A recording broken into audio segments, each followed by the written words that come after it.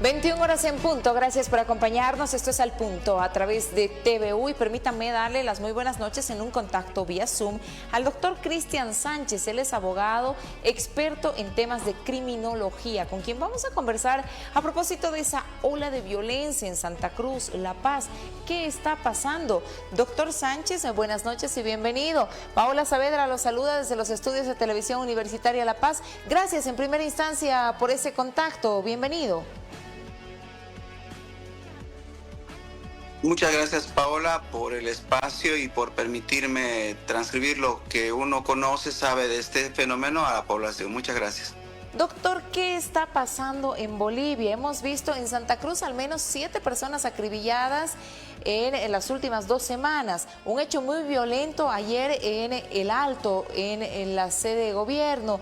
¿Cómo se puede explicar esto, doctor? Bien, lo que sucede en nuestro país, fundamentalmente en Santa Cruz, la frontera con Brasil, la frontera con Chile, es que la presencia ya establecida hace más de 5 o 7 años del crimen organizado transnacional está acentuando su violencia. Hay una especie de vuelta de tuerca en las capacidades logísticas y de violencia fundamentalmente para hacer prevalecer una presencia, ¿no? La presencia efectiva de los cárteles internacionales. Y dentro de esta dinámica criminal hay luchas, por supuesto, entre facciones de los cárteles, de los grupos organizados transnacionales que trasuntan precisamente en estos hechos violentos, muy violentos. Violentos en el sentido de que también son un mensaje para el entorno inmediato del grupo criminal organizado, para sus pares y también para la fuerza pública, ¿no? Como una forma de ejercitar precisamente ese poder. Ahora, lamentablemente, desde otra perspectiva, vemos que el grueso de la institucionalidad que debería ocuparse de la seguridad o de la persecución penal no responde de forma eficiente e integral a este fenómeno, porque en gran medida hay una especie de inacción, incapacidad y también porque están profundamente corrompidas. Esa es la realidad. Lamentablemente las autoridades políticas en el país desde ya hace mucho tiempo han dejado al desbande al crimen organizado, incluso se han coludido con el crimen organizado, han permitido que el crimen organizado incluso promueva campañas políticas y es por eso que tenemos el estado de situación, insisto, que visibiliza más aún estos hechos de violencia y que por desgracia no va a ceder, ¿no? Este es un fenómeno transversal en el país que merece un abordamiento del nuevo gobierno, por supuesto, de manera integral y fundamentalmente con probidad, ¿no? Con transparencia. Ahora, doctor, ¿hay alguna investigación, algún estudio que nos muestre qué tipo de organizaciones internacionales? Se habla mucho del PCC, por ejemplo, que tendría una fuerte presencia en el Oriente. ¿Qué otros cárteles estarían operando? ¿Se conoce que operarían en el país, doctor? Hay estudios de la Universidad Gabriel René Moreno, estudios también de la Unión Europea, de la Organización de Estados Americanos, por supuesto independientes y de varias ONGs, que ya dan por sentado, o sea, no es un cuestionamiento del hecho de que la gran corporación criminal transnacional, el Cartel de Aragua, el Primer Comando Capital, el Comando Bermelo, algunas organizaciones criminales paraguayas y las nacionales que también tienen una estructura propia, operan de manera sistemática y permanente en el tiempo en el país. No son asociaciones delictuosas eventuales, sino tienen esa vocación precisamente de permanecer en el tiempo y cometer delitos violentos. Sobre esa base de razonamiento es prácticamente una quimera, una tontería, permítame decirlo de esa manera, que las autoridades públicas sigan negando precisamente esta realidad. Es una realidad que no solamente es del país, sino que también la viven, la padecen grandes ciudades como Quito, Guayaquil o Santiago, pero que en este caso ha merecido un abordamiento integral por parte de las autoridades. Ahora, insisto, lo que sucede es que el narcotráfico fundamentalmente tiene una gran capacidad de corromper y eso es lo que ha ocurrido en el país.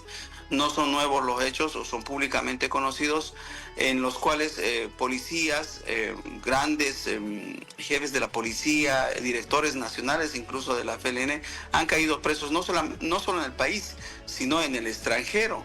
Han sido investigados en el extranjero y finalmente se ha producido prueba de calidad en el extranjero. Del mismo modo, Es sabido también que muchos alcaldes, concejales, sobre todo en el occidente del país, en esos municipios que están en la frontera con Chile y con Perú, son promovidos por cárteles, son promovidos por asociaciones delictuosas que de alguna manera buscan impunidad. Ese es el estado de situación, el estado de las cosas en el país. Y insisto, sobre esa realidad es que vamos a seguir viendo, porque es el fenómeno delictual como se presenta, estos hechos de violencia que se están amplificando. Antes solía ocurrir solamente en Beni, eventualmente en Santa Cruz, pero ahora se están agudizando y están apareciendo con mucha violencia también en la ciudad de Alto, en la ciudad de Cochabamba, prácticamente con el mismo modus operandi, es decir, uso de armas de fuego, actuación sobre seguro, una actuación planificada, uso muy excesivo de la violencia y finalmente la muerte de personas que están en relación también a actividades criminales. Ahora, doctor, las víctimas, por ejemplo, de lo que ocurrió la pasada jornada en Santa Cruz, gente con muchísimos antecedentes, uno de ellos inclusive con una cuestionada salida del penal de Palmasola con una fianza de 10.000 bolivianos, según los datos que se habrían manifestado. Ahí es donde usted dice que existe esa vinculación, incluso esa complicidad con autoridades. ¿Es el momento de plantear una reforma en torno a ese tema cuando vamos a tener un nuevo gobierno? Hay que tocar estos temas puntuales porque esto tiende a empeorar, doctor. Va a empeorar, Paola, va a empeorar, porque el fenómeno ya está establecido en el país. Y la situación de corrupción o de debilidad institucional de la justicia también no es reciente, es públicamente conocida, pero sí ha sido ocultada por las autoridades políticas o mirada de lejos, mirada con mucha percepción acrítica de la realidad. Se dice desde el órgano judicial, sobre todo de las autoridades de justicia nacional, que eventualmente nos estamos desembarazando de la influencia política, pero también en la misma medida hay que desembarazarse de la corrupción, de la falta de probidad, porque insisto, esta situación, esta ambigüedad o la falta de controles efectivos en el órgano judicial y en las otras instituciones de persecución penal hace que sean más permeables a la corrupción, incluso que la solapen o la promuevan, ¿no? Y por supuesto el estado de situación de las cosas trasunta en mayor impunidad y mayor capacidad de fuego de la gran corporación criminal transnacional. Entonces es hora que miremos esto con mucha base empírica, desde el punto de vista de la sociología, desde el punto de vista de la criminología y también con un sinceramiento político sobre la realidad, para así, de esa manera, de forma integral, no permitir que la influencia ni de la corrupción, ni política, ni del narcotráfico, por supuesto, penetre las decisiones que tienen que ver con el Estado de Derecho.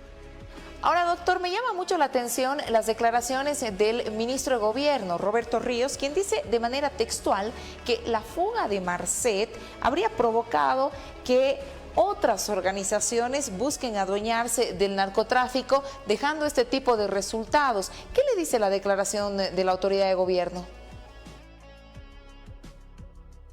Débil, porque no tiene una explicación, digamos, desde el punto de vista de la autoridad que él importa. Básicamente está diciendo, se ha ido un gran narcotraficante y no hemos tenido la capacidad de desplazar a ese narcotraficante y a toda la corporación criminal.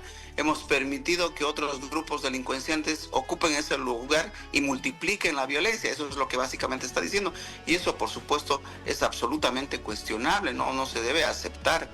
Es básicamente estar en una situación de mucha pasividad, en una situación muy acrítica de la situación y no enfrentar las cosas, sino eventualmente tener ese afán, digo yo, muy descriptivo de las cosas, muy nominal de las cosas y no profundizar sobre las causas y las consecuencias graves que el crimen organizado está provocando en el país. ¿Qué otro tipo de consecuencias podríamos tener, doctor, cuando usted habla del crimen organizado, cuando tenemos un territorio donde básicamente es tierra de nadie como el Chapare? Esto va a generar consecuencias terribles en los próximos años para el país. Miremos en la región lo que pasó en algún momento en Colombia. Sucede, Paola, adelante. No, por supuesto. Este fenómeno que estamos viendo ahora en el país, multiplicado, por desgracia, por la pasividad, insisto, por la posibilidad de impunidad que se ha generado por parte de todo el espectro político, tiene que, como consecuencias, por ejemplo, uno de ellos es, y que se ve más notoriamente, la inversión de valores, ¿no? Eventualmente un joven que se ve bien, que se visualiza como exitoso y que eventualmente no tiene el descaro de decir que los ingresos o las posibilidades económicas que tiene emergen de la corrupción, del narcotráfico. Entonces, ¿cómo visualiza ese escenario, esa situación, ese fenómeno? El entorno inmediato, los vecinos, los niños, en el mismo colegio, ¿no? Es una situación de inversión de valores que hace que, por supuesto, el calado, el tejido social también se quiebre, se afecte, ¿no? Esa es una de las consecuencias, a más decir, de la falta de confianza en las instituciones. Fíjese, cada 100 bolivianos, hay estudios recientes, 87 bolivianos de cada 100 desconfía del órgano judicial, desconfía de la fiscalía, desconfía de la policía, no tiene una confianza. Entonces, si no hay confianza en las instituciones, nada se puede esperar. Finalmente, cada quien vaya a defenderse por su lado o defiéndase como se pueda, o finalmente tome medidas de seguridad propias, porque el Estado no puede controlar la situación de violencia. Entonces, lamentablemente estamos llegando a ese nivel de explicaciones sobre el estado de situación de las cosas. Por supuesto, doctor, y lo que más preocupa es que muchos de estos casos, lo que ocurrió, por ejemplo, con un policía que supuestamente estaba vinculado a una autoridad de gobierno en este año en Santa Cruz, que fue acribillado frente a su pequeña hija, el tema quedó ahí, no se pudo avanzar en las investigaciones, ni en las investigaciones periodísticas, porque es muy fácil mandar el caso en reserva y con eso coartar un poco el tema investigativo periodístico para ir conversando y conociendo acerca de esos aspectos. Doctor, le quedo muy agradecido.